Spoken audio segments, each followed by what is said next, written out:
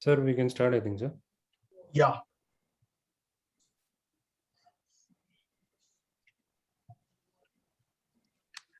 Good evening to all of you. We extend a very, very warm welcome for this webinar program. On a weekday, this program is going to be lively. And when this idea was noted by Dr. Chandrasekhar, we immediately accepted, because today COVID is one of the hot topics. And then when we are going to find an algorithm for the treatment of COVID with this cohort of app launch, it's going to create a lot of interest in today's meeting. So we extend a very, very warm welcome to Dr. Chandrasekhar. And we extend a very, very warm welcome to Dr. Guru Prasad from Care Hospital, Hyderabad. And we extend a very, very warm welcome to Dr. Pooja Srivastava from Ahmedabad, who is a senior rheumatologist. And along with us, we have our Dr. Manjula, who is a senior medical advisor, Microlabs, who will be taking over the session. Over to you, Dr. Manjula. Thank you very much, Mr. Balaji. Good evening to all. Right. So I take this opportunity to once again welcome you all to this evening's webinar titled Recent Advances in the Treatment of COVID-19. And also we will be launching the cohort of app, which will be discussed in detail a later part of the session. And we have a very, very high profile panel today, very eminent doctors with us as speakers and very distinguished chairperson today, so that we will have a really, really highly knowledgeable session today. To set the context for today, recent advances in the treatment of COVID-19, the emergence of global pandemic caused by novel SARS-CoV-2 has put a challenge to identify or derive the therapeutics for its prevention and treatment. There are many drugs that have been screened, even the clinical trials are going on at an exceptional pace. And immunomodulators have been used, especially more so, several of them used more in the second wave, and they have proven to be beneficial. Today we'll be discussing about all the immunomodulator will be touched upon, and with an additional focus on tofacitinib. So without wasting much time, I would be have the privilege of introducing our panelists. I'm sure none of them require any introduction. They're all very, very distinguished doctors here. But as a formality, I'll be introducing them. It's my pleasure and privilege to do so. Our chairperson for today is none other than Dr. Chandrasekhar. Sir is a MD, DNB, DM. He's the medical director at Chandra Rheumatology and Immunology Center and Research. His affiliations include Vice President, Indian Rheumatology Association 2019, President, Indian Rheumatology Association, Karnataka chapter, and General Secretary, Society of Inflammatory Research, Managing Trustee, Immunology and Arthritis Research Education Trust, and Executive Editor, Chandra Journals, and Faculty and Program Coordinator for Post-MD Fellowship in Immunology and Rheumatology in CRICR. He has several awards and accolades, to name few of them: 2015 Sir C.V. Raman State Award for Young Scientist from Government of Karnataka, and 2019 IMA Pune Annual Neo Oration Award, and 2013 Oration Award from the Indian Rheumatology Association, 2000 Dr. Malaka Reddy Oration Award from the Association of Physicians of India, and he has more than 100 publications in peer-reviewed indexed medical journal, and most of them are from his original research publications. And special interest include autoimmune disease, recurrent pregnancy loss, and silico modeling. Sir, it's our pleasure and privilege to welcome you to this program, sir. So I will be introducing our next panelist, Madam Dr. Pooja Srivatsava. Madam is MD DM, Rheumatology and Immunology. She's from the State-of-the-Art Rheumatology Clinic from Ahmedabad. And her academic credential includes DM Clinical Immunology and Rheumatology from STPGI Lucknow, and ULAR certificate in MSK, USG, and Pediatric Rheumatology. And she has done MBBS from AIMS and MD from PGI Chandigarh. Her important achievements include 16 publications, 10 scientific papers in the international journals, and more than 100 citations and RG score of 18.3. And areas of interest: rheumatoid arthritis, SLE, inflammatory myositis, spondyloarthropathy, pediatric rheumatology, and musculoskeletal arthropathy. Ma'am, it's a pleasure to welcome you, and thanks for accepting to be the panelist. Then our third panelist and second speaker for today is Dr. Guru Prasad. Dr. Guru Prasad is a Hindupur. His educational qualification include MBBS from All India Institute of Medical Sciences, MD from All India Institute of Medical Sciences as well. He is head of Care Hospital, Hyderabad, senior consultant HOD at Care Hospital, Hyderabad. He's in 2016 to 21, and 13 to 16 senior consultant at Yashoda Hospital, and 2005 to 13 consultant at Mushirabad, and 2004 to 5 he was a consultant at Care Nammapalli, and then 2003 and 4 consultant at Paulami Hospital, and 2002 to 2003 senior resident at NIMS Hyderabad.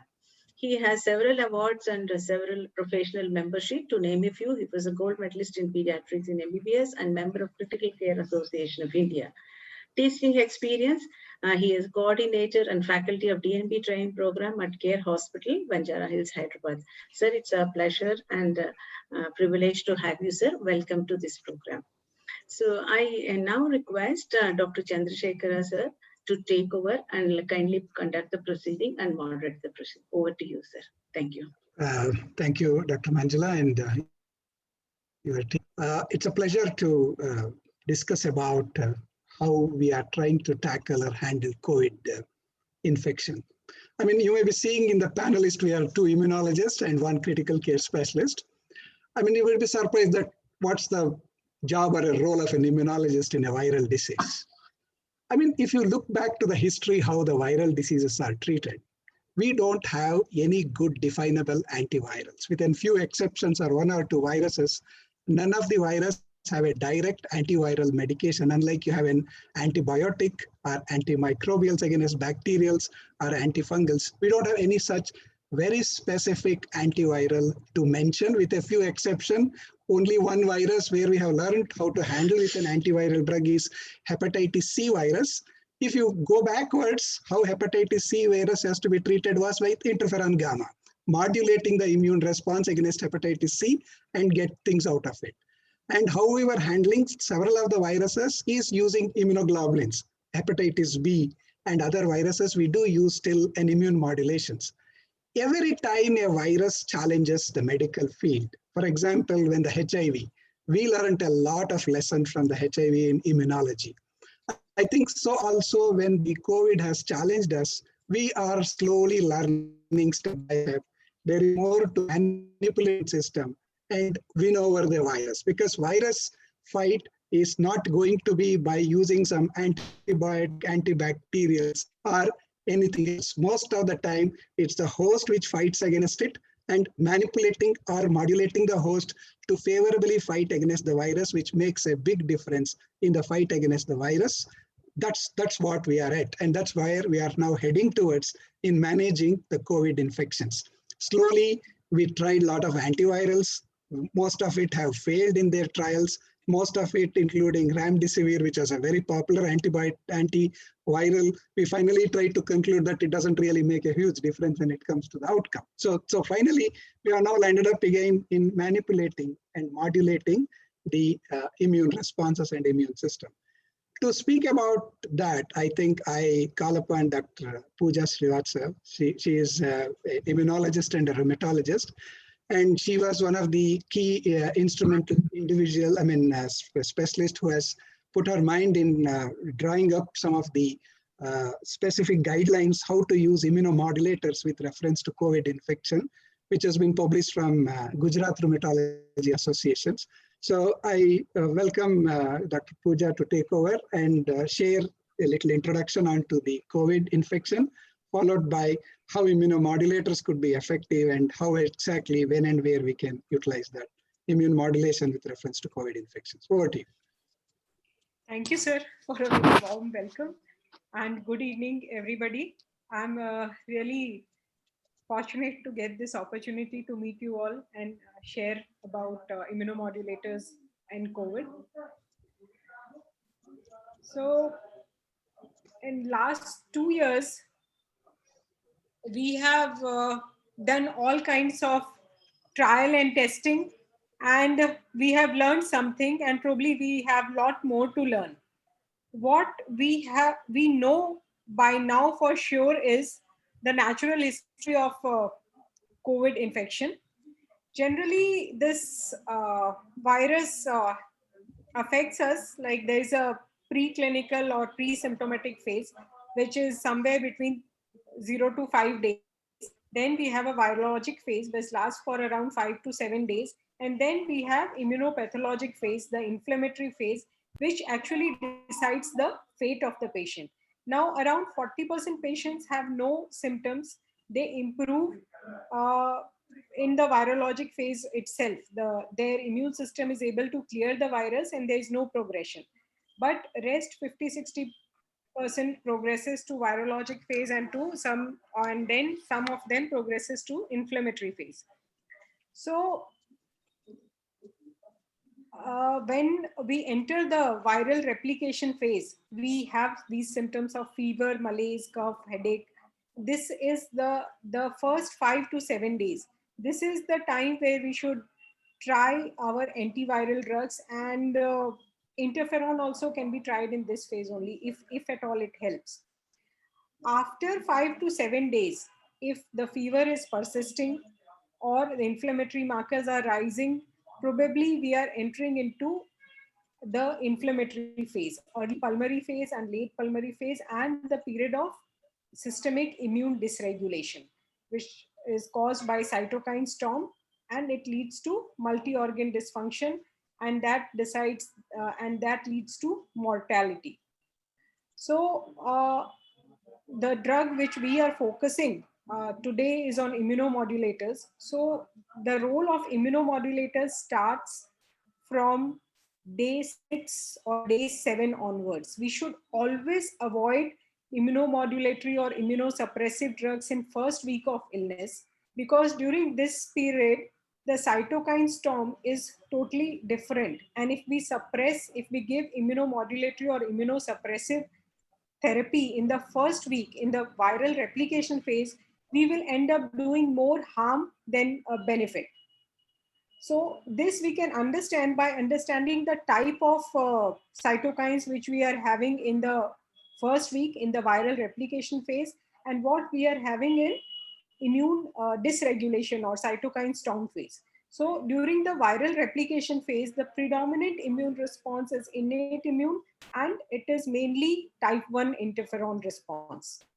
This type of immune response helps us to clear the virus so that our body doesn't mount the response. But if our immune system is not able to clear the virus, the adaptive immune system comes in play, and then we have a immune dysregulation and cytokine storm that leads to multiple organ dysfunction, ARDS, and further dysfunctions.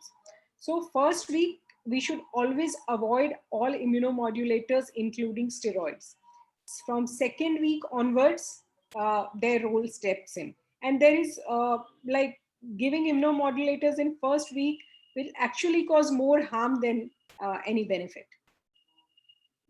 So if we understand the clinical implications of this viral infection and how things are going and what we need to balance, we generally see in all viral infection, including dengue fever, chikungunya, similarly all common cold, and even in SARS-CoV-2, COVID-19 disease, we see in the viral replication phase, we have lymphopenia. There is decrease T cells, decrease NK cells. This makes you little susceptible for internal infections. And at the same time, once we progress to immune inflammatory phase, the cytokines, the inflammatory cytokines start rising. So there could be inflammation in lungs, liver, kidneys, and many other organs. So here we really need to balance on amount of immunosuppression and amount of suppression of the cytokine storm. So you have to, while giving immunomodulatory or immunosuppressive therapies, you need to be very alert, and you should keep on checking for intermittent infections, because these patients will have a lot of support and will be in hospital. So there is always a risk of secondary infection which can prop in. So what all drugs have been tried in last 1.5 years?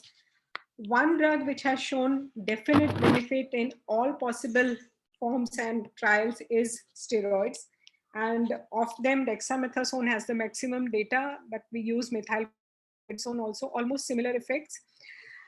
Today we are talking about immunomodulators. So for patients who have still active disease despite steroids, so those immunomodulators are IL-6 blockade drug, tocilizumab and sarilumab, JAK inhibitors, baricitinib and tofacitinib, TNF blockers, infliximab, adalimumab, anti-VEGF therapy, that is bevacizumab, and anti-CD6, itolizumab.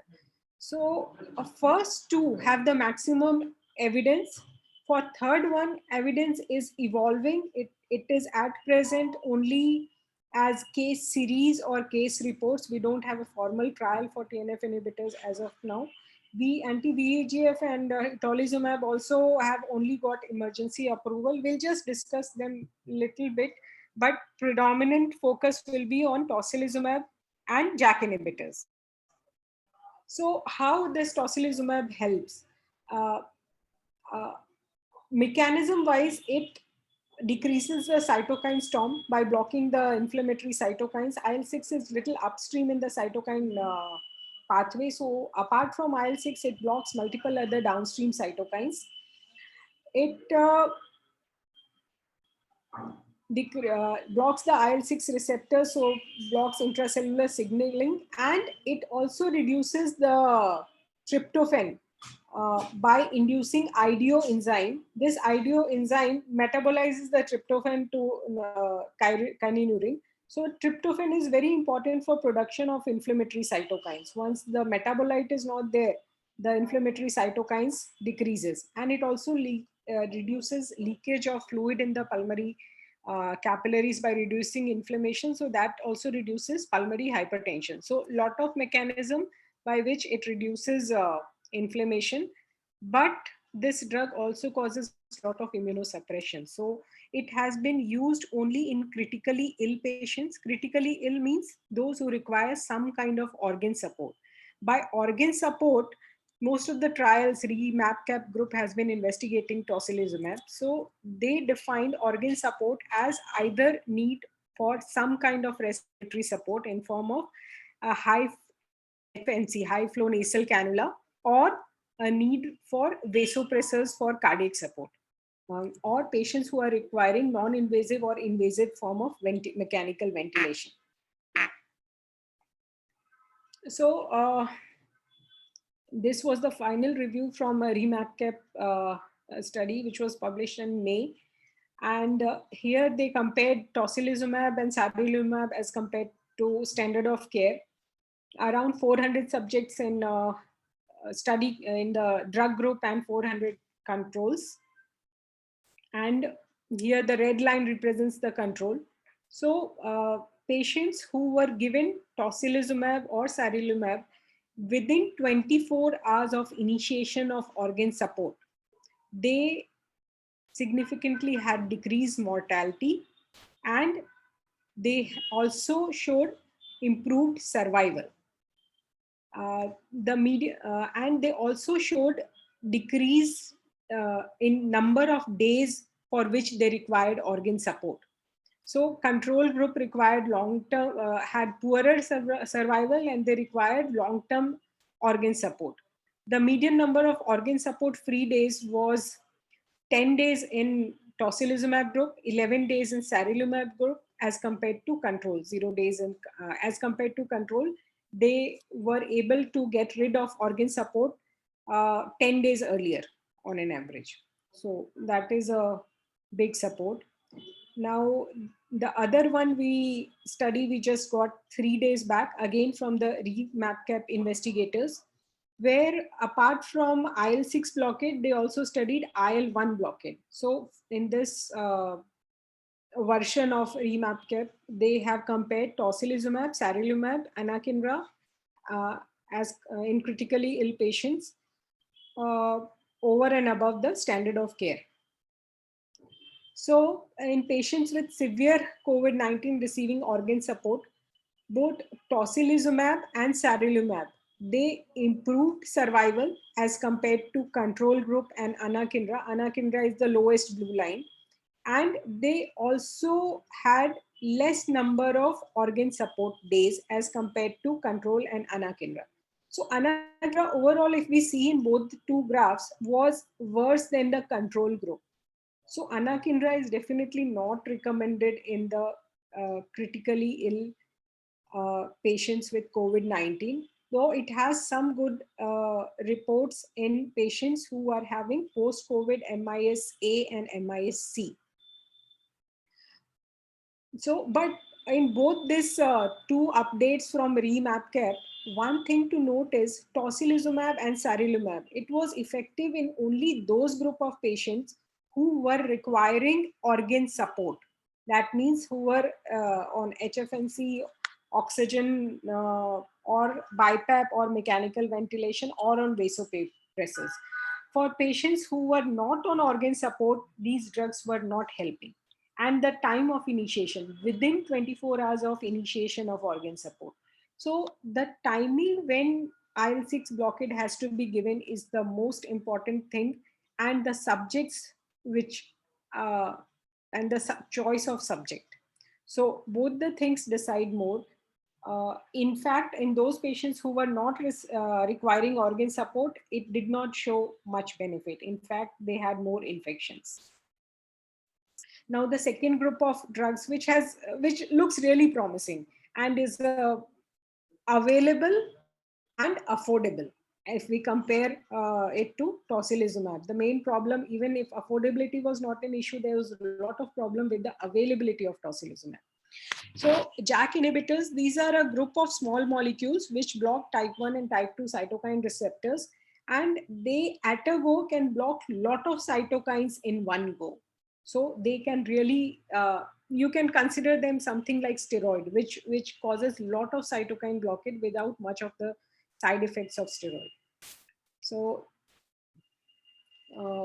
first time there was a study from Africa in Mayo Clinic proceedings where the primary author thought of this, and they started using tofacitinib just at the beginning of the pandemic. So they planned a study,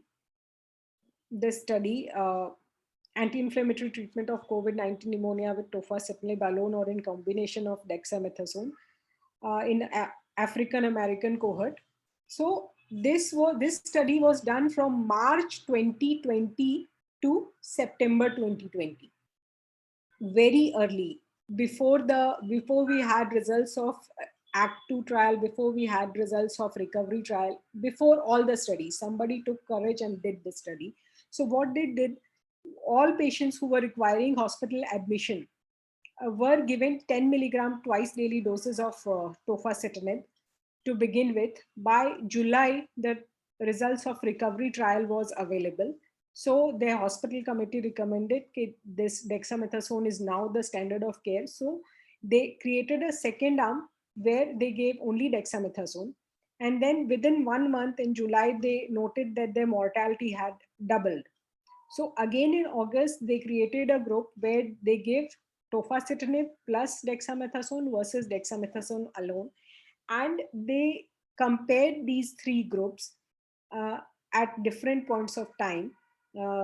So they analyzed it as three arms, and what they found is tofacitinib used alone or in combination of dexamethasone was much better as compared to dexamethasone alone. Out of their 326 patients, 44 had died, and it was 31% in tofacitinib group as compared to 68% in dexamethasone group. So the proportion of death among tofacitinib and dexamethasone group were respectively 10% and 22.9%. So here tofacitinib represented almost 70% reduction in odds of dying and those who received tofacitinib versus those who received only dexamethasone. So this really gave an upfront for further studies. This was published in March 2021. Just after this, around few days after this, we got the results from Act 2 trial where they tried baricitinib with remdesivir or placebo with remdesivir, and baricitinib group had lesser median time to recovery. They required less oxygen or mechanical ventilation and had lesser adverse events. So another drug from JAK inhibitor group showed promising result. And then we had, and baricitinib also showed another mechanism of helping in COVID-19, that it was reducing the viral entry into the cell by affecting the ACE2 receptors. It was decreasing the ACE2 receptor expression by blocking interferon alpha and beta, apart from decreasing the cytokine storm. So after these two promising studies, we had the third study, co-barrier study. This was in May, 1 month after those two. So this study was a bigger study for baricitinib, double-blind randomized control trial, phase 3 with 15-25 patients, 1:1 randomization, 4 milligram baricitinib for 14 days or discharge, whichever was earlier, plus standard of care. So standard of care was dexamethasone plus remdesivir. This study was sponsored by Eli Lilly, the makers of baricitinib, and the primary endpoint was need for mechanical ventilation, and secondary was 28-day mortality. Here the graph clearly shows that baricitinib group had less mortality, significantly less mortality. Mortality was 8.1% in baricitinib group as compared to 13% in placebo group. So one death was prevented per 20 patients treated with baricitinib.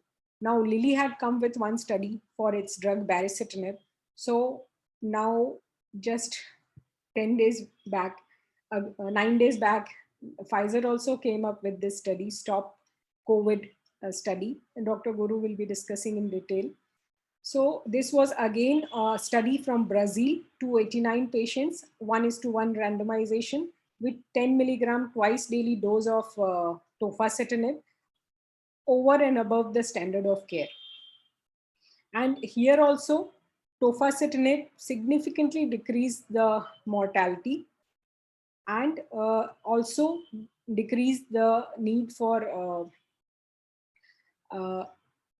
invasive ventilation and had early discharge. And this beneficial effect was irrespective of the gender.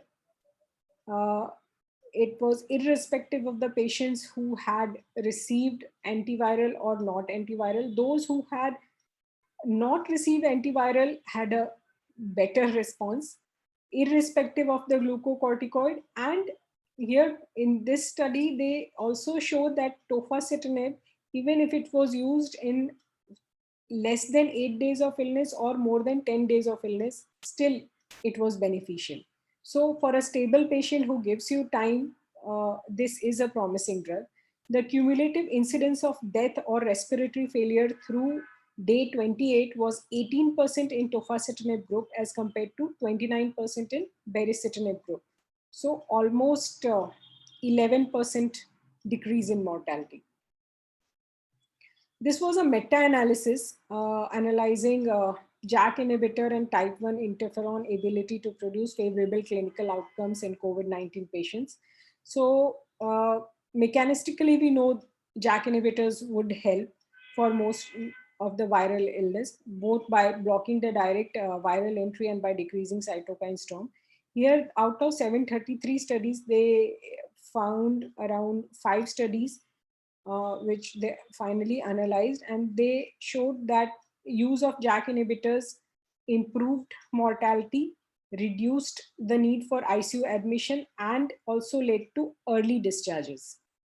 So those who received JAK inhibitor had significantly reduced odds of mortality and need for ICU admission, and they were also discharged early. So other repurposed drug, TNF inhibitors, anti-VEGF, and itolizumab, the last 3 ones, we would say to use them only when the first 2 are not available, because we need more data for that. For TNF inhibitors, we have few case series for infliximab, where it has improved mortality and has reduced the day of ICU and hospital stay. And for adalimumab, from the IBD patients, they saw that in their cohort, those who were receiving adalimumab significantly had less COVID as compared to those who were not receiving adalimumab. So further studies are going on in this one. Anti-VEGF bevacizumab. Bevacizumab is it blocks VEGF. VEGF is a molecule vascular which leads to vascular leakiness. So if there is high VEGF, it leads to vascular leakiness, more of pulmonary edema, and more mortality. Anti-VEGF, it decreases pulmonary capillary leakage, thus reduces pulmonary hypertension and pulmonary edema, and helps. There are only 2 studies, phase 2, one from China, one from Bangladesh, with some benefit. So only in a crisis, we should consider using it. Itolizumab is a drug which was anti-CD6 blockade. It is available since 2012, mostly approved for severe psoriasis, but has not been used much because it's relatively toxic.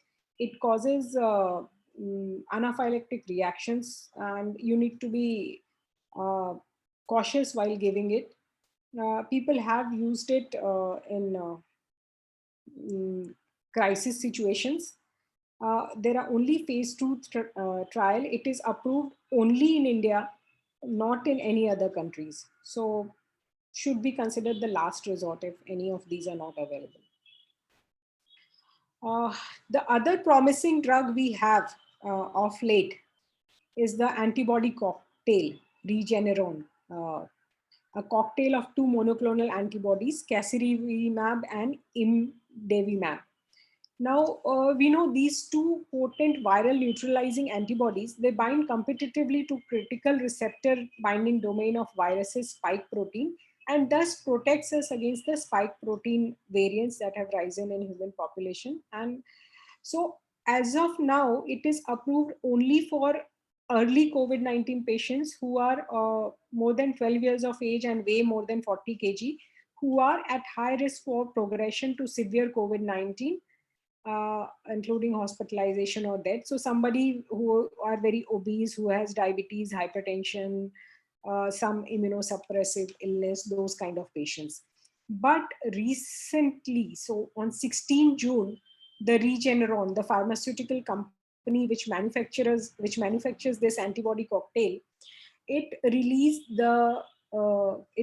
in news that the UK recovery trial has shown that addition of this antibody cocktail reduced the risk of death by 20% in patients who had not mounted a natural antibody response on their own against SARS-CoV-2 compared to standard care of alone. So here on 16 June, recovery trial says that this antibody cocktail is also helpful in hospitalized patients and also in critically ill patients, but there only in a subgroup of hospitalized and critically ill patients who are seronegative for COVID antibody.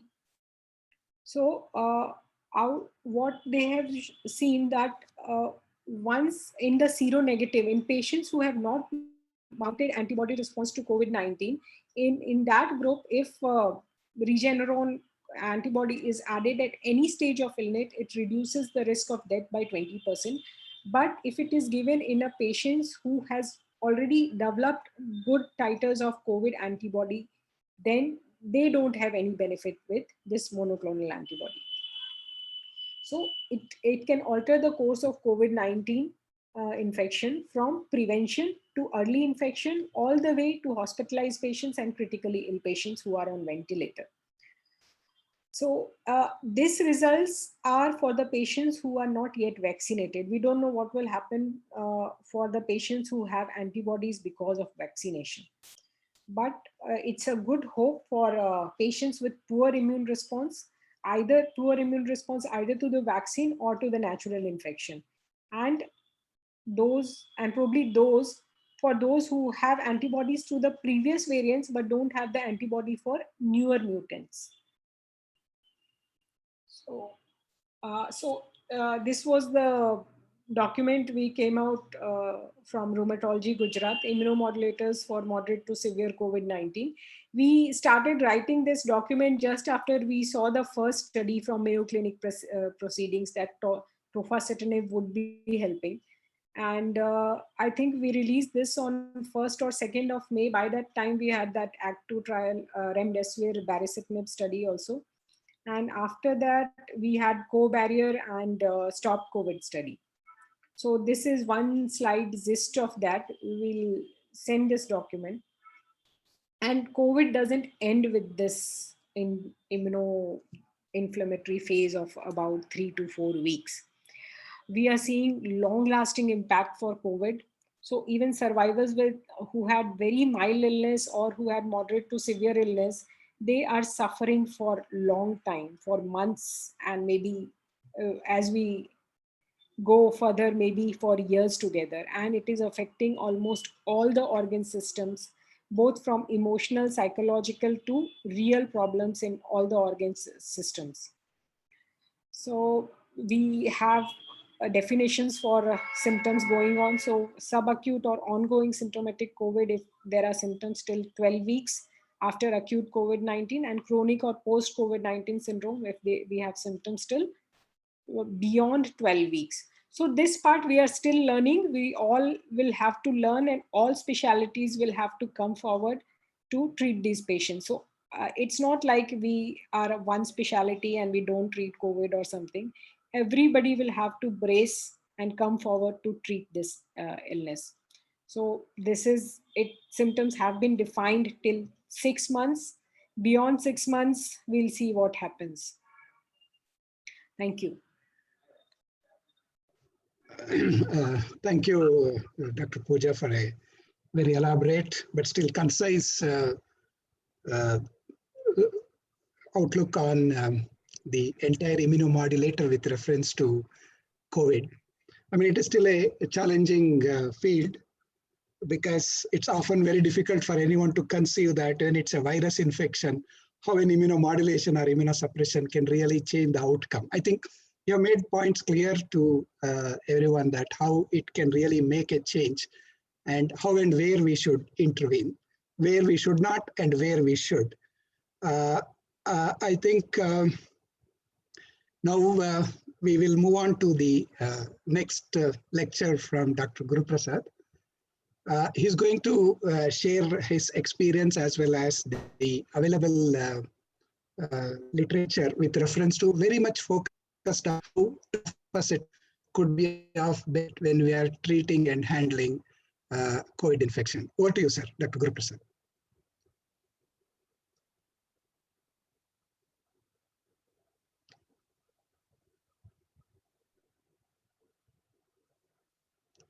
I think Dr. Guru Prasad is online. Is there, sir? Yeah. Yeah, hi, good evening to all. You can see the slides?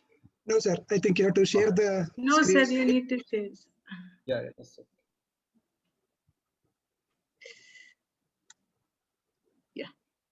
Sir.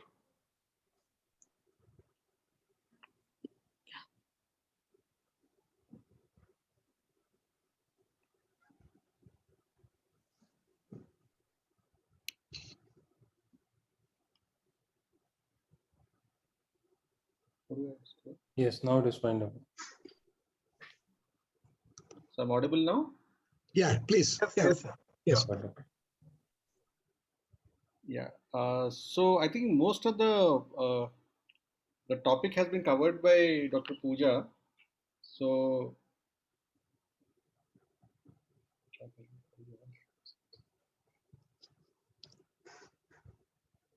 yeah. So I think what I'm going to speak on is basically focused on tofacitinib. Uh, as Dr. Pooja was elaborating about the various immunomodulators which have been used in COVID, there have been a myriad of molecules ranging from the basic, the humble dexamethasone and methylprednisolone to the anti-cancer drugs like Avastin, which is bevacizumab, and there's a lot of other trials going on. So just to give a gist of the COVID pathogenesis, as you all know, is it causes a diverse spectrum of illness from mild URTI to severe ARDS with multi-organ dysfunction syndrome, and also affects other organs. The severity is due to immune imbalance and dysregulation, which leads to an overwhelming cytokine storm.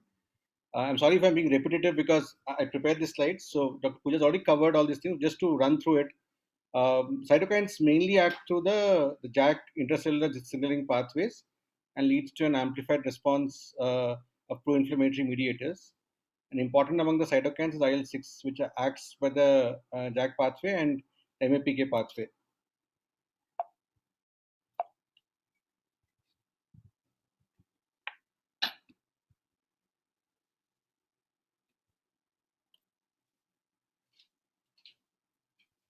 So the as you all know that this SARS-CoV it binds to the AC2 receptors, and basically that's the basic pathogenesis of COVID is through the AC receptor, and it binds to the cell, and from there it basically transduces the inflammatory pathway and and causes a cytokine storm.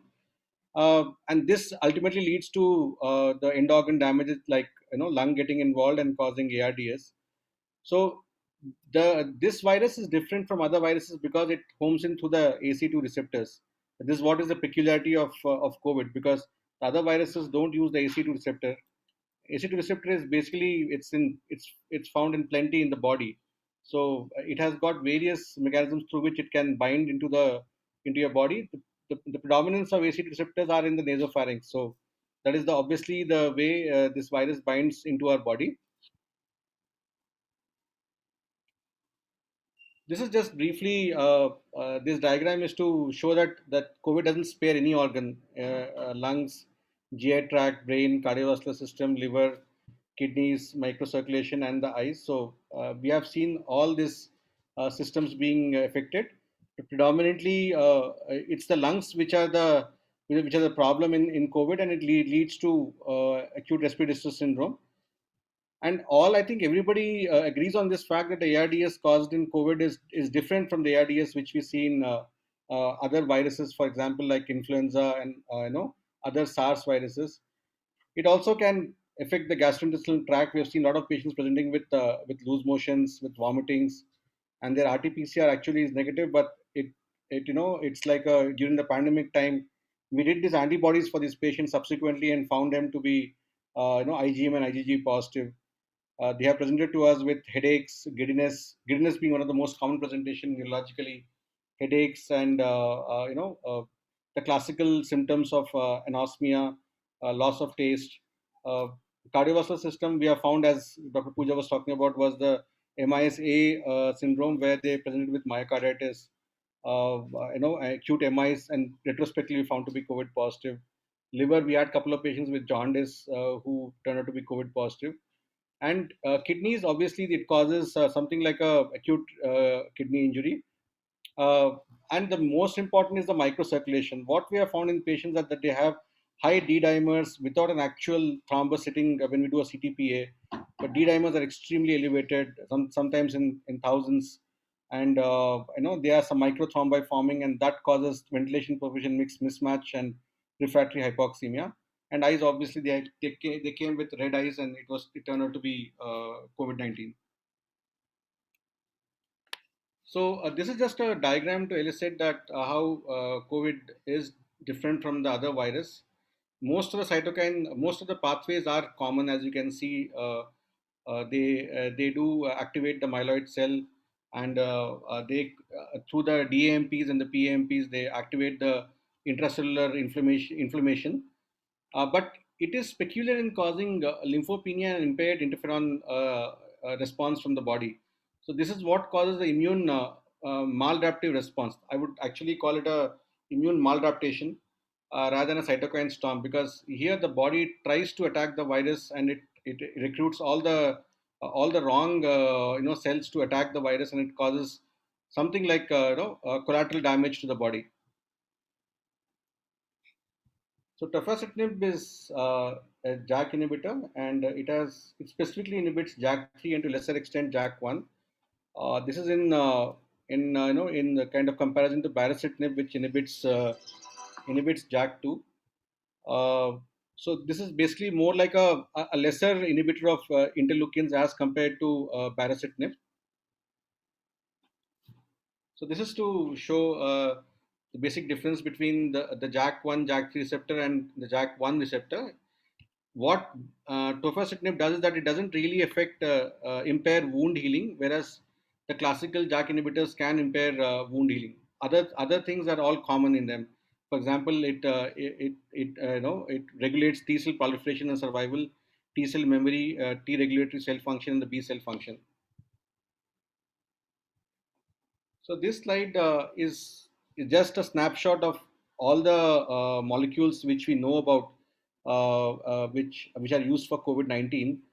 So interestingly, baricitinib and ruxolitinib, actually they can also inhibit the virus replication if used early. They inhibit the binding and viral entry via membrane fusion or endocytosis. But that's not something which is the area of interest as of now. We are talking more of the immune modulatory response of this of the JAK inhibitors. So dosage is around 5 milligram BD to 10 mg BD. Most of the studies have used a 10 mg BD of tofacitinib. 5 mg BD is to be used only for patients who are having either a chronic kidney disease or a liver dysfunction, or patients on some enzyme inhibitors like fluconazole. It was originally developed for treatment of moderate to severe RA. It was used in patients who were intolerant to methotrexate, or who were used in case of failure of methotrexate, and it's also approved for the treatment of ulcerative colitis and psoriasis. So adverse effects are not many, but there is a small risk of increase of infection when it's used with other potent immunosuppressants like azathioprine and cyclosporin. So commonly we have seen some UTIs, pneumonia, and candidiasis. Lipids and liver enzymes, neutrophil counts, and hemoglobin are to be monitored. Information regarding use in pregnancy and lactation are as of now inadequate and is usually avoided, as supposed to cross placenta depending on its molecular weight. So this applies to baricitinib also, as well as tofacitinib. So how does tofacitinib act in COVID? It acts by inhibiting the actions of the various types of cytokines, especially IL-6, all of which need the Janus kinase for intracellular signaling and proliferation of pro-inflammatory factors, thereby reducing the lung tissue injury. So this study, the Stop COVID study, was done in 15 centers in Brazil, and it showed significant improvement in all-cause mortality. And another study was also reported from Russia, and one more from Mayo Clinic in Mississippi. So this Mayo Clinic study was the first study Dr. Pooja was mentioning about, and this was even before any of these studies took place. And the most recent study is the Stop COVID study from Brazil. So this is a study which was published on 16th of June. So this was tofacitinib in patients hospitalized with COVID-19 pneumonia, and the dose was 10 mg twice daily versus a placebo, and the primary outcome was occurrence of death or respiratory failure through day 28, as assessed with the use of an 8-level ordinal scale. So basically, the scores ranging from 1 to 8, and higher scores were indicating a worse condition. So 533 patients were assessed for eligibility, and 244 were excluded. And all the people who were excluded had these conditions. So this exclusion criteria was important because what happened was that patients who had other medical conditions had to be excluded, and who had lymphocyte count less than 500, and people who had concurrent cancer, lymphocyte disorder were also excluded out of it. So the primary outcome of death and respiratory failure through day 28. For tofacitinib, it was 26, which was 18.1%, and for placebo, it was 42, which was 29%, and it has a significant p-value of 0.04. And the secondary outcome of death through day 28 was around 4 deaths, which is 2.8% versus 5.5% in the placebo. So this is an important number because the primary outcome of people progressing to death or respiratory failure was significantly reduced when we used tofacitinib versus a placebo. Also, one thing which is interesting in this study, in this top COVID study, was the antiviral which was used in Brazil was oseltamivir. They could not use remdesivir because of positive availability. So here, oseltamivir was combined with tofacitinib and a steroid, dexamethasone.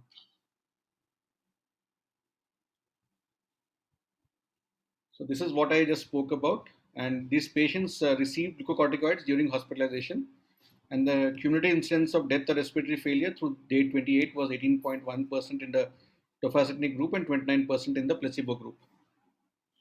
And death from any cause through day 28 occurred in 2.8% of patients in the tofacitinib group and 5.5% of those in the placebo group. So the conclusion was among patients hospitalized with COVID-19 pneumonia, tofacitinib led to a lower risk of death or respiratory failure through day 28 than placebo. Outcomes, fortunately, were not many, and something like deep vein thrombosis and acute MI, VT, and myocarditis occurred in one patient, each in the tofacitinib group. The incidence of serious infection was 3.5% in the tofacitinib group versus 4.2% in the placebo group. And the most common adverse event was an increase in aminotransferase levels. And there was some lymphopenia which is reported, which is quite obvious with using a drug like tofacitinib. But one point to be noted was that the incidence of infection was very, very less with tofacitinib as compared to if you look at tocilizumab and or other interleukin inhibitors or TNF alpha inhibitors. The risk of infection is extremely high, especially when you use them in patients who are ventilated. Like the moment you intubate a patient and start ventilating them and you use tocilizumab, almost 100% of the patients in my experience got a secondary infection, a VAP, and succumbed secondary to bacterial infection. So this was the study, which was the Mayo Clinic study, and these people actually showed a much better response or survival benefit of tofacitinib in addition to dexamethasone versus dexamethasone alone. So this was something which needs to be looked into. Probably you require a more robust trial. This was more of a retrospective study which was done. So always a prospective double-blinded randomized controlled trials are always the gold standard to assess this the efficacy of a particular drug. This is in short. Dr. Pooja has spoken about it. I don't want to be repetitive about this study, but in short, actually patients who were given tofacitinib versus people who received just dexamethasone alone, the response to tofacitinib was actually better than with dexamethasone. But again, this is just one study which has shown this benefit, and probably much more studies are required to show this benefit with tofacitinib with dexamethasone. I will be talking about my experience in Care Hospital, but yeah, this thing holds true that when tofacitinib was added on to dexamethasone, the patients definitely showed a difference in their inflammatory markers, days spent in the hospital in the wards, and also a number of days on oxygen. This was the study in Russia which showed a reduction in the C-reactive protein levels when tofacitinib was used, as well as the amount of volume of lungs which are affected by COVID-19. Obviously, and the endpoint was a significant increase in oxygen saturation when tofacitinib was used. So they basically used it in the cytokine release syndrome, and they found significant benefit in terms of increase in oxygen saturation. And the point to be noted was there was no significant difference in development of secondary infections, liver or kidney injury, and cytopenia between the two groups which they used. This is shortly about baricitinib. I'm presenting this because of the fact that patients who came to me in the hospital received remdesivir for 4 days. So as the recovery trial said that we're supposed to use remdesivir for 5 days. Initially, they said that you can use remdesivir for 10 days on patients on ventilator, but again, it was retracted back because remdesivir was in short supply. So the guidelines were modified and said that use remdesivir only for 5 days. The moment we use baricitinib, the idea was to continue remdesivir because the study said continue baricitinib with remdesivir. So we had to continue baricitinib alone or with remdesivir, without remdesivir was a big challenge in the second wave for us. So we erred towards continuing remdesivir with baricitinib. So that was not there when we used tofacitinib. So that binding was there in us because the only thing we did was continue remdesivir for 5 days and then subsequently switched over. Once remdesivir course was over, we continued steroids with tofacitinib.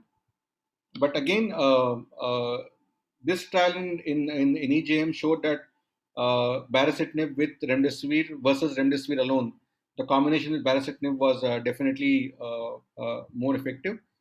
So I believe that these Janus kinase inhibitors have a class effect, irrespective of what molecule we are talking about, is baricitinib, tofacitinib. Ultimately, it's a class effect which has got anti-inflammatory action. So they have, as a class, proven themselves that they are safe drugs, easy to administer, and third, proven efficacy with minimal side effects. What I'm worried about when I'm using immunomodulatory drugs are infections. That is the bane of any intensivist or a internist or a rheumatologist, and that fortunately is less as compared to other immunomodulators in the Janus kinase inhibitors. Sorry. This is about baricitinib. I'm not going to go into detail of it. I'm sure everybody knows about it. So this is shortly, just briefly about talking about tofacitinib was the first drug from this group to be used clinically. It was used for treatment of rheumatoid arthritis and inflammatory bowel disease. Among the various types of Janus kinases, tofacitinib mostly blocks JAK3, whereas the signal from the interleukin receptor is transmitted by JAK1. Molecules with a greater affinity for this JAK were used for treatment of cytokine release syndrome and COVID-19 before tofacitinib. So baricitinib and the other ruxolitinib block the effect of a very large number of cytokines, interferon gamma, interleukins, which 2, 3, 5, 6, 7, the whole number is there, including interleukin 10, that is the main anti-inflammatory factor. Tofacitinib basically blocks a fewer number of cytokines but does not block the interleukin 10. This difference possibly explains the difference in the results of these drugs in the treatment of COVID-19. So coming to my hospital, which I work in, Care Hospital Banjara Hills, which is a tertiary care hospital, and in Care Hospital Banjara, during the second wave since April 2021, there were around 400 COVID positive patients into the wards and ICU, and tofacitinib was included in the treatment protocol for these patients, and progress in clinical outcomes were observed. This is a very rough estimate because I didn't really get time to put together all the statistical analysis I would have liked for a paper probably to be presented. Just to give a perspective about what happened. So this was the age distribution of patients which we had. Majority were in the 45 to 60 years of age group. Around 20% were less than 45 years of age, and more than 60 years were. This time it is an interesting distribution because the first wave, if you remember, most of the people who came to the hospital were more than 60 years of age. But in this second wave, we found the 45 to 60 years age group coming more into the hospital with symptoms. and males were more than females. Especially in my hospital, I'm sure you guys can also share your experience, what happened. So the inclusion criteria were hospitalized and requiring medical and oxygen support.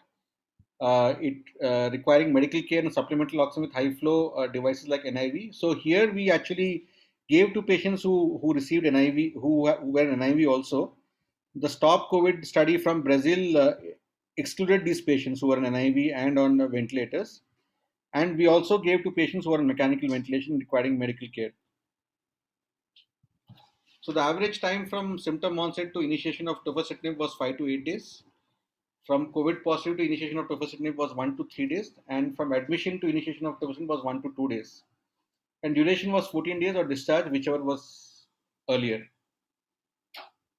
So the outcome which we measured was decrease in oxygen requirement, decrease in patients being shifted to ICU from wards, and decrease in number of patients requiring mechanical ventilation in those admitted directly to ICU.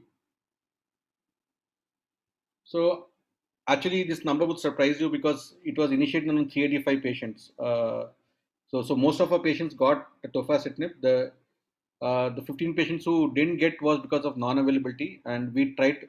We actually admitted more than 400 patients, but we tried to include patients only who got tofacitinib. So 15 didn't get because it was not available. Because of the sheer numbers which were there, we exhausted tofacitinib at that point of time. Even baricitinib and other drugs were not available. So we had only 7 deaths among the 385 patients whom we initiated tofacitinib. So one, I think here you need to dig deeper because of the fact that patients who were admitted under us, we are internists, so they were mostly into the wards. But definitely one thing was that the time to discharge was shorter in patients who were initiated on tofacitinib as compared to a placebo or people who didn't receive it by default. So I think this too premature analysis to tell anything about to actually publish a paper on, but safely I can say that tofacitinib definitely reduced the number of oxygen days in the hospital, and also hastened the time to discharge by probably 48 hours to 72 hours. So to conclude, a hyperactive innate immune system coupled with an asynchronized and inadequate adaptive immune system result in a cacophony of severe tissue damage without viral clearance and immunological resolution. In earlier stages of disease, the focus should be on antiviral therapy, but treatment strategies in the late stage disease should focus on immunosuppression to alleviate immunopathology such as tofacitinib, steroids, given that cytokine release syndrome and ARDS are the dominant cause of death in severe COVID-19. Among the immunomodulatory drugs, tofacitinib has better outcomes and is safer compared to others. Somebody had asked that whether recovery trial was for Regeneron, the monoclonal antibody. Recovery trial is for everything actually. It's about it just studies the impact of each therapy on COVID-19. So recovery, everybody knows it's dexamethasone, but even remdesivir is in recovery trial. The monoclonal antibodies were in recovery trial. So all these things come under the broad this thing of recovery trial. And there was a article published in NEJM on tocilizumab, which showed clearly that toci is not effective. Even the parent company which makes toci, which is Roche, actually had a couple of studies which they also said that it requires further study. And as of now, in the preliminary studies, they concluded that tocilizumab doesn't reduce the mortality in patients with COVID-19. Thank you very much. Thank you, Dr. Guru Prasad, for a nice overlook on tofacitinib and sharing your experience in your hospital in the intensive care unit. I think there are a couple of questions before I move to discuss about the cohort of application. I think one of the question is to Pooja. There are two issues. I think one is, are all JAK inhibitors the same when we use it? And other question supplementary to that is, can we use JAK inhibitor even in a situation where I have not used either remdesivir or steroids? And can I straight away go into using the JAK inhibitor rather than giving all this and then looking to start these JAK inhibitors? So first question, JAK inhibitors. Different JAK inhibitors have some degree of difference in terms of their selectivity of blockade. Like tofacitinib is relatively a more pan-JAK inhibitor with more selective blockade of JAK1 and JAK2 and less blockade of JAK3 and TYK2. Baricitinib blocks JAK2 more than JAK1, and it has very less effect on JAK3 and TYK2. We'll have two more JAK inhibitors which are much more selective for JAK1 blockade. So for tofacitinib, for a COVID-19 kind of cytokine storm, if we look from the view of blocking the cytokine, probably tofacitinib should be better than baricitinib, because tofacitinib will be a more pan inhibitor of cytokine production as compared to baricitinib or the more selective ones. The more selective ones have a better safety profile, less risk of infections. And the second question was this. Can we introduce TOFA even without using remdesivir and steroids? Yes, it can be used. So first time, the first study from Mayo Clinic proceedings, that time remdesivir was not available. So it was used alone, tofacitinib alone, even without steroids. After the recovery trial, it was used with steroids. Then we had the NEGM baricitinib plus minus remdesivir study. There also, in that study, it was used only with remdesivir. After that, the co-barrier study and stop COVID study. There it was used with standard of care. So all patients didn't receive remdesivir there. So it can be used in even without remdesivir. It is not a must that it has to be used with steroids only or it has to be used with remdesivir only. Other thing what we are seeing is tofacitinib and baricitinib, they are helping a lot even in post-COVID inflammatory syndrome. Like this post-COVID inflammatory syndrome has overall 3 phenotypes. One is prolonged inflammatory fever, for which we have not found any cause, and they are not that sick to call them exactly MIS-A and MIS-C who are landing up in ICU. So among that MIS-A or MIS-C pattern, the milder variant who are presenting only with PUO, low grade intermittent fever with raised inflammatory markers, no cardiac respiratory dysfunction, no organ failure. So there also these drugs are helping. So, Dr. Chandrasekhar, I would answer your question in two parts. One is that you have to understand that COVID has two phases of illness. One is the viremia phase.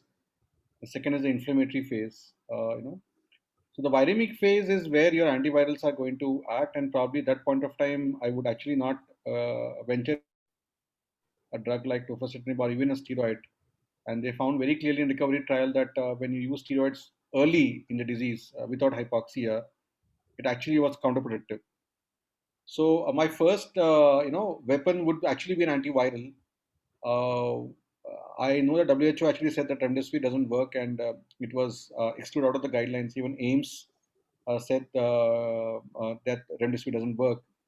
But I have found that when we use remdesivir early on in the illness, before probably 10 days into the illness or the first 7 days, we actually stayed away from using steroids and also immunomodulatory drugs.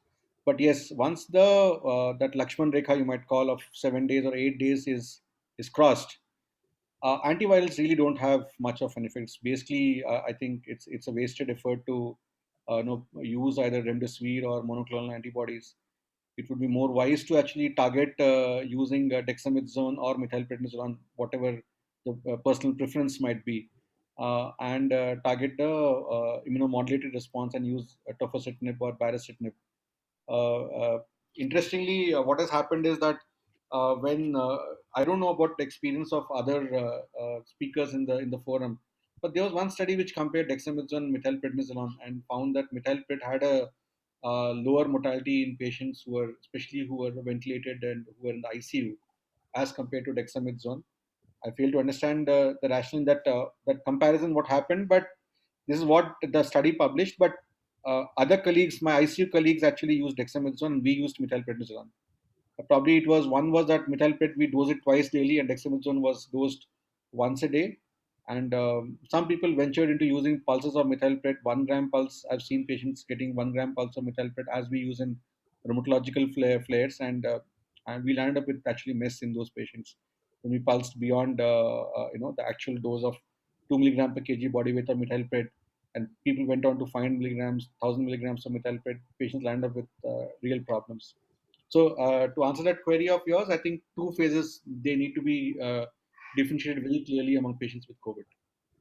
Yeah.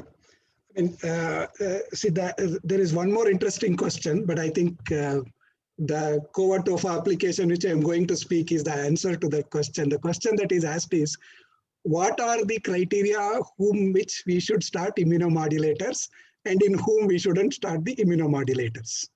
Do you have any specific guidelines in which you have with reference to that? Or we are still just using it based on some amount of mechanistic thought process? See, the basic reason I appreciate that question is none of the biologic response are time bound. What we talk of 6 days, what we talk of 7 days, what we take of 14 days. I mean, they're not that they're so strict about those number of days and times. And we do have seen patients having persisting viremia, persisting positivity of antigen, persisting RT-PCR, even extending to 14th day or 24th day. And we see someone very short, as short as 3 days or 5 days, and then switching over from one step to another step. The major challenge in any of these biologic responses are they are not time bound.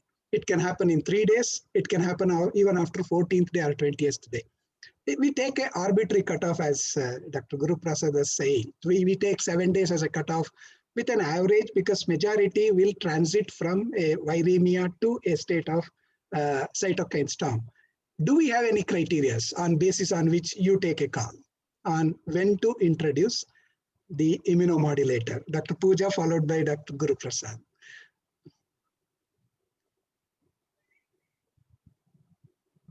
Oh. Overall criteria, like if we document inflammatory phase, like after 5 to 7 days, we are very sure that there is no infection. The inflammatory site patient is gradually, there is increase in lung infiltrates, or there is need for oxygen requirement, and CRP is climbing. And there are other risk factors like diabetes, obesity, which indicate that this patient may worsen. Then probably there we should consider immunomodulatory drugs, because we all understand that there is some point after which things become irreversible. So our aim is to prevent the patient from crossing that line of irreversibility, to keep the patient this side only, so that if the inflammation is controlled, further organ dysfunction and organ damage can be controlled. To some extent, the inflammatory markers, they predict worsening. What we recommended in our document was CRP more than 30 in patients who have increased oxygen requirement, or who have initiation of oxygen requirement, or who have developed new pulmonary infiltrates with a CT score more than 9, if they need CT. Otherwise, CT was not recommended. So, or for a patient who directly presents with hypoxemia and has inflammatory markers after 5 to 7 days of illness and has persisting ongoing fever, there we can consider starting immunomodulators. Yeah, Dr. Guru Prasad. So we had a protocolized treatment for COVID, and one thing definite was presence of hypoxia was an indication to start immunomodulators, be it steroids. We also added on tofacitinib to almost, as you saw, from our data for almost all the patients who came into the hospital with hypoxemia, because we found that anyway it didn't really increase incidence of infection. So we erred on using tofacitinib along with dexamethasone for all of our patients who presented with hypoxia. One interesting thing which I realized in this second wave was that when the patient is hyperpyrexic after the 5th day of symptom, 5th or 6th day, even if he is not hypoxic, we went ahead and used steroids, because as you said, to limit the damage which is going to happen to the lungs, we thought that using steroids in these patients early, along with the antiviral, early means not before 5 days, because use before 5 days, you actually cause viremia to persist because you're knocking off the body's immune response completely. So it's after the 5th, 6th day. The 6th day was the crossover period. 7th day, we found the patient still having spiking fever more than 101 degree Fahrenheit. We were sure that this patient, if we do a CT scan, the CT severity index is going to be moderate, something like 9, 10 out of 25.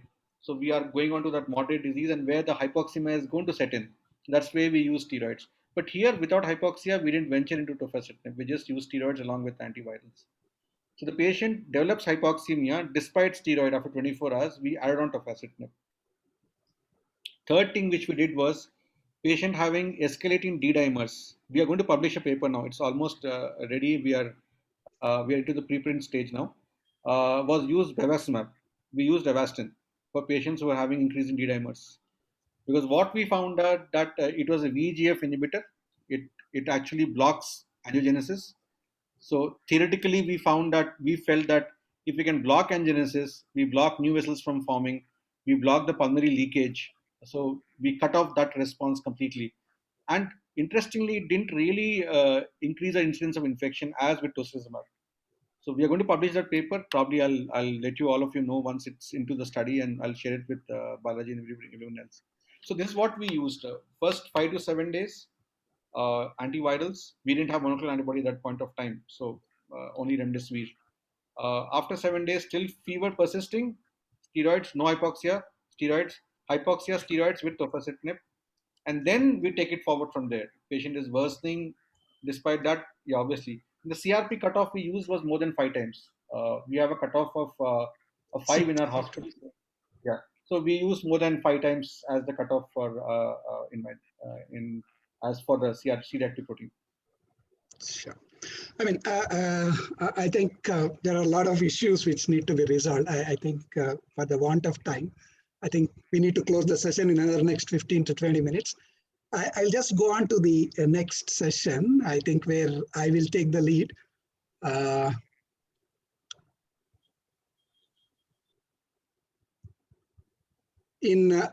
think this is just a sort of a study which I think we, along with Microlab, would like all of you to be a part and participate in this. Because as you could understand, I mean, there is some element of guidelines has come in with reference to some amount of thought process which has come with reference to when and how to use immunomodulator, with reference to COVID infections. I mean, there are issues like, should I start at 7th day? Should I start 14th day? Which is the best drug to use? Because as an immunologist, we know very clearly that immune response is not uniform and in single line. What happens in patient A may not be the way the patient B and patient C behaves. And some may be benefited by IL-6 blocking. Some may be benefited by blocking the VEGF. Some may be benefited by using a pan blockers like tofacitinib. And some may have a benefit by using steroids.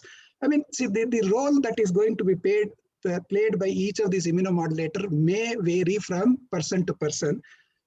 And we need to understand it is not just to handle the COVID. I mean, this is going to help it in long way in understanding and managing various other virus-related syndromes and symptoms. So with that in notion, we thought of collecting the data and information so that this data is going to help us in figuring out the interaction as a primary objective between COVID-19 infections, as well as the drug usage like steroids, tofacitinib, IL-6, other JAK inhibitor. How did they really made a difference in the outcome? The basic objective is to get this database in place so that each one of you, whoever has treated and managed at your personal level, either in your nursing home or in your practice or in your any of the institution where you are practicing, you can share your information into this particular database. In this database, we will be, once we collect around 1,000 to 1,500 data, since it's heterogeneously used, in a sense, it's not that we have a set protocol and set way of using it. We get a mixture of information, which if we use and apply a real data and statistics, we'll be able to get a reasonable conclusion what really happens in a real-time world practice and how it can be streamlined in utilizing it in long run.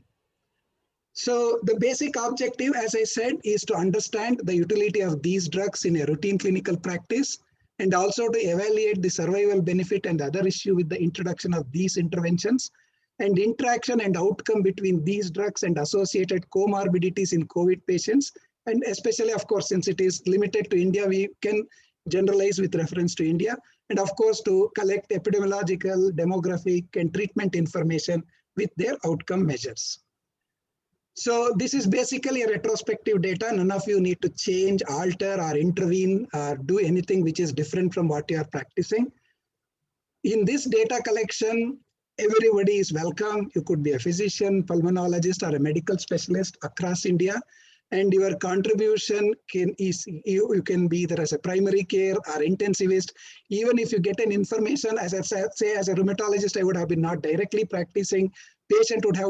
Our patients would have been treated in COVID care.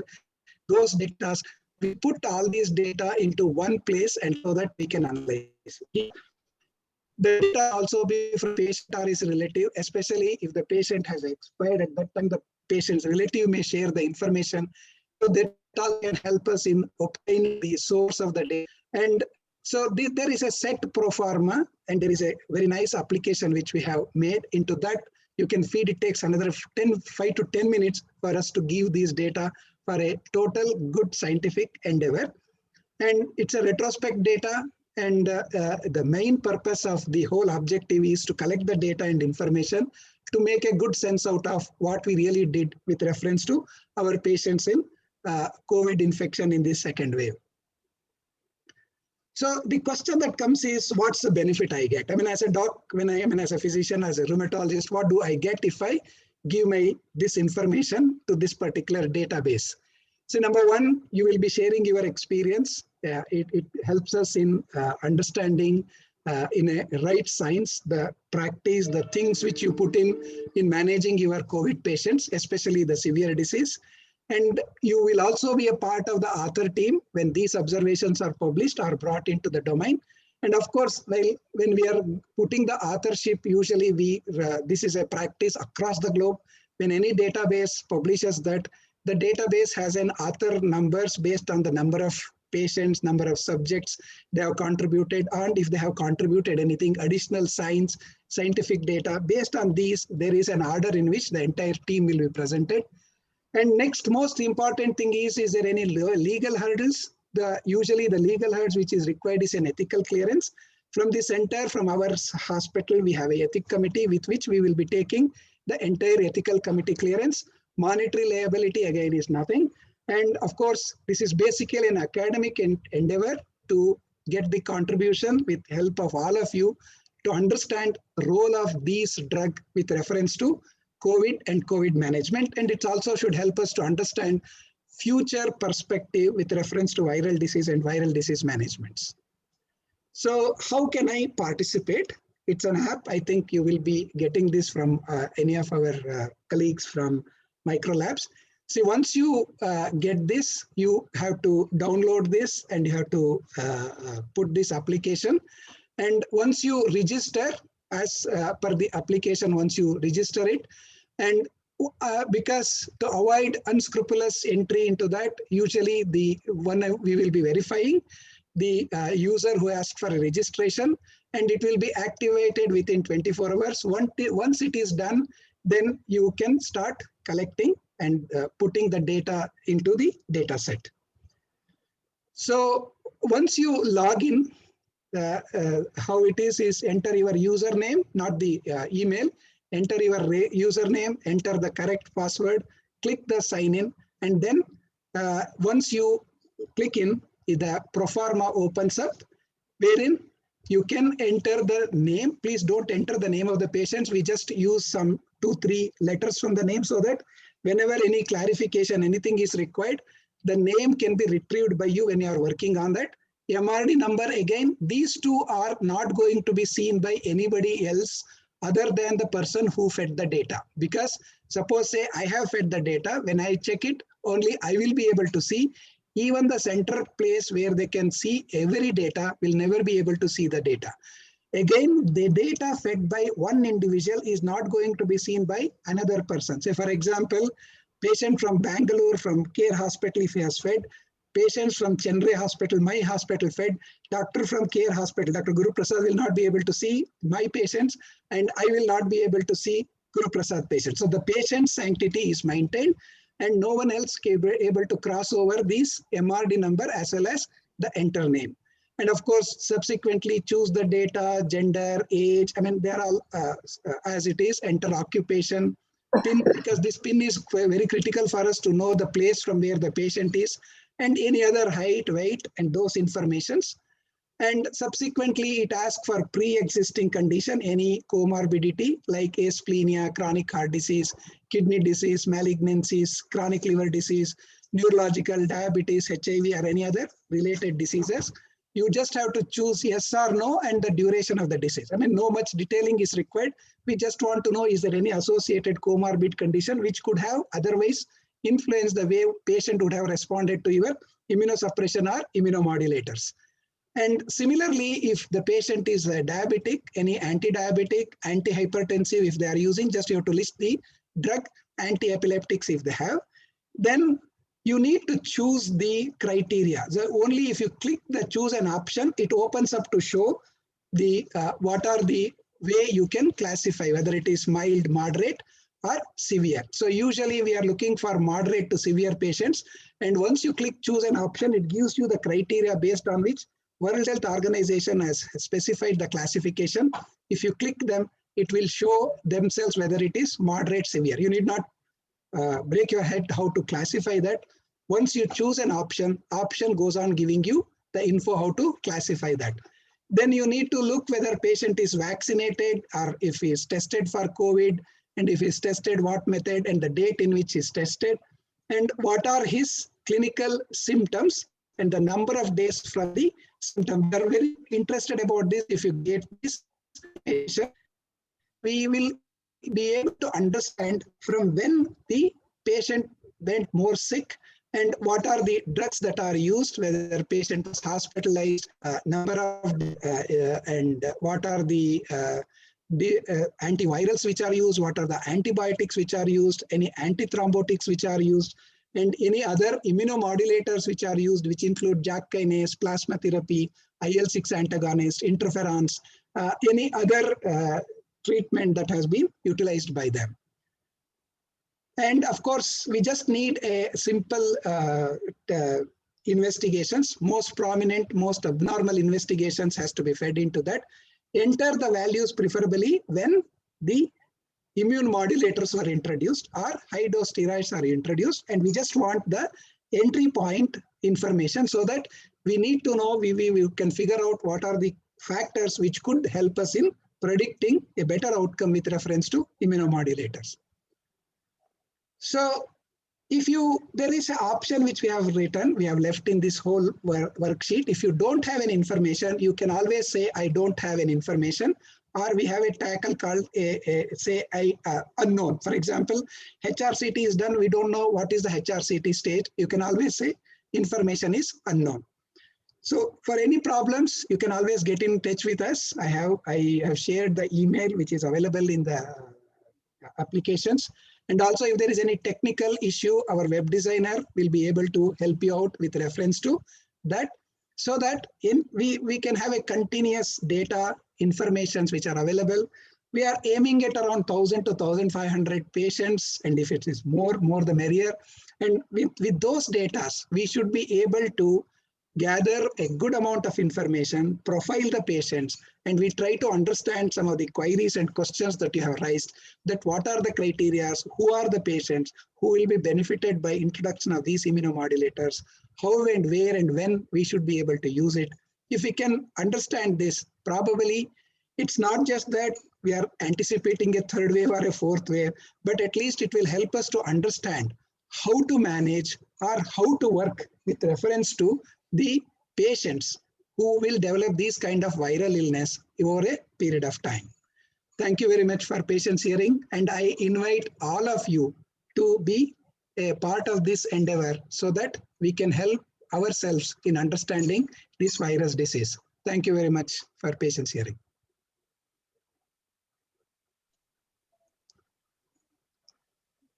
Yeah, if there is any queries and questions one can ask, or otherwise I think we are accessible anytime. You can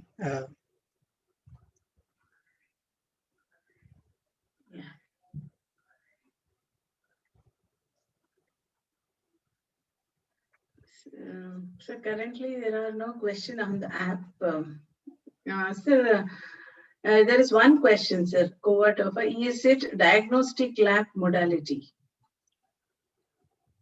Oh, no, I think Covert Alpha is not a diagnostic modality. It is an application which we are trying to use to collect the data. It's a data collection process, and we can get a diagnostic modality if we are, once we analyze the whole data and if we get something out of it, probably then we may come out with some diagnostic or criteria.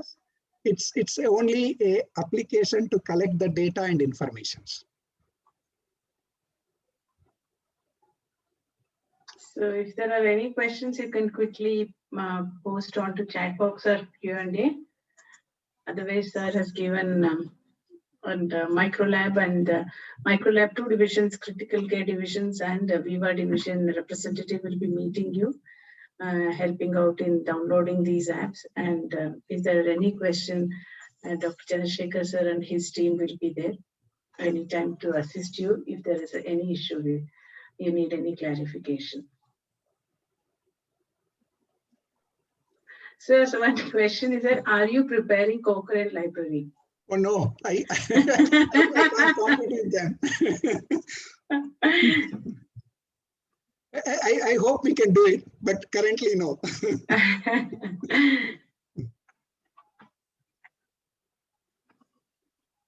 Right. I think Mr. Balaji?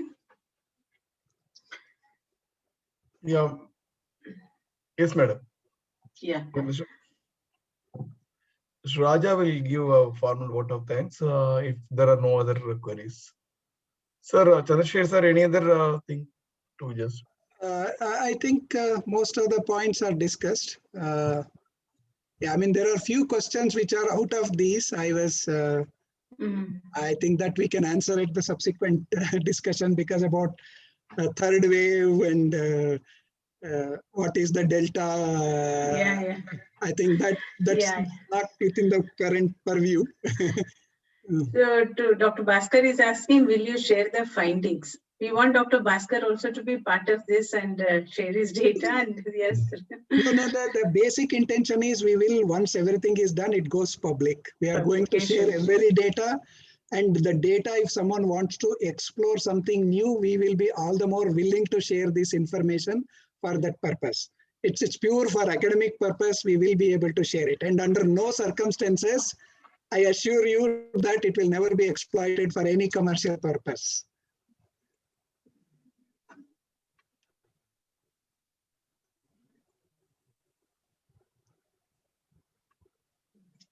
One quick this thing Dr. Pooja was mentioning about post-COVID fevers which are going on 2 to 3 weeks, even despite the subacute COVID. So I've been using colchicine in such patients. Anything from your side, Dr. Chandrasekhar, Dr. Pooja, you can free to answer to mitigate those fevers. Colchicine, you mean? Yes. Colchicine. Now, the colchicine is useful only if you consider it to be a predominant neutrophilic-driven situations, especially if they have skin rashes and erythematous patches and a sort of vague oral ulcers and those kind of syndromes, colchicine will help. But in other circumstances, what I prefer is to use either hydroxychloroquine or a moderate to small dose of steroids for a short while, or at the worst, an anti-inflammatory drugs. Because usually the hydroxychloroquine and or the other group of drugs, small dose of steroids, what they do is they quench the innate immune response, which has gone for a sort of a training. We call it in immune responses called as innate immune system training, where it heightens its reactivity. And that is supposed to be one of the reasons why these patients go into a prolonged sort of an inflammatory response, because the system feels that their whole organism is under a constant threat. As a result, it heightens its responsive state.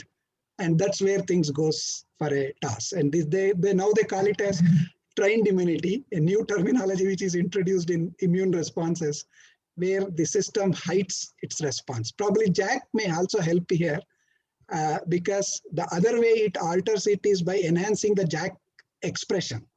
Some of the secondary signals are expressed in larger number so that it goes for a quick response.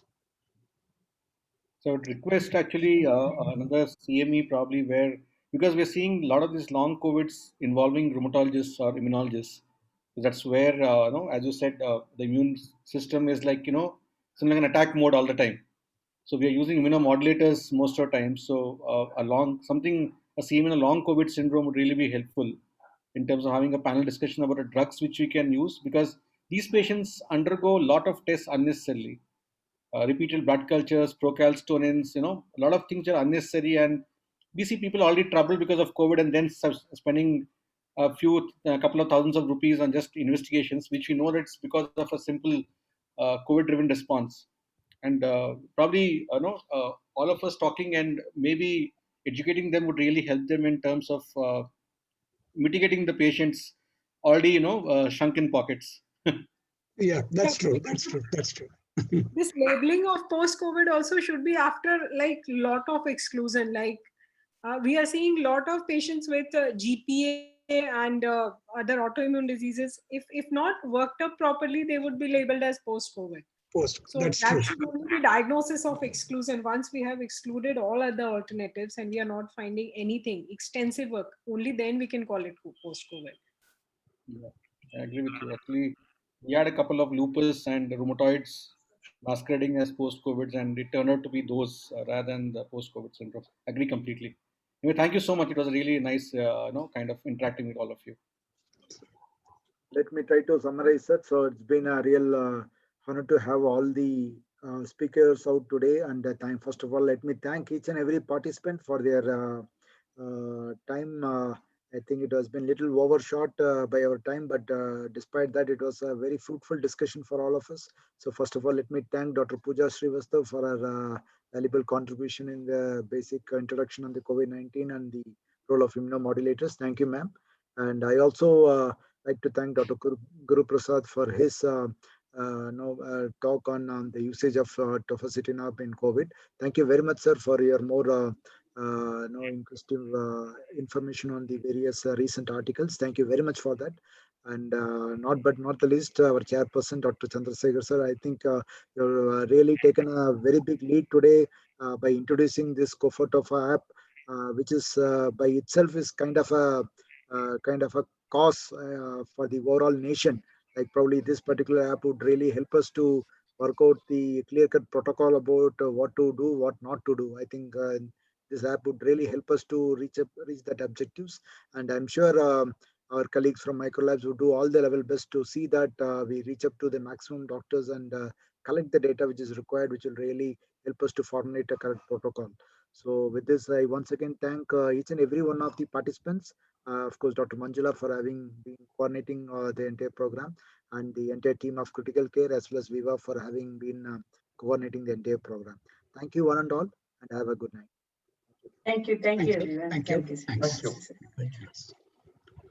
Thank you, Dr. Pooja. Bye. Thanks. Thank you, Dr. Pooja. Thank you, Dr. Guru Prasad. Thank you, sir. Dr. Chandrasekhar, sir. Thank you. Thanks.